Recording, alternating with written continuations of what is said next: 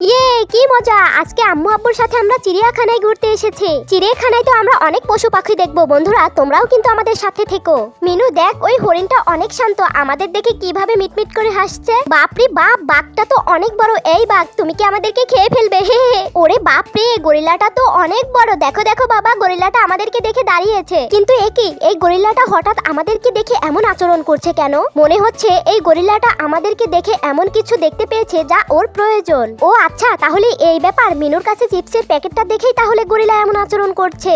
আমার মনে হচ্ছে এই গরিলাটার অনেক ক্ষুধা পেয়েছে, ওর জন্য কিছু কিনতে হবে। ওই তো এই পার্কের মধ্যে একটা ফলের দোকান দেখতে পাচ্ছি, নিশ্চয়ই ওখানে কলা পাওয়া যাবে। আঙ্কেল, আমাকে বড় বড় দেখে এক ছুরি কলা দিন তো।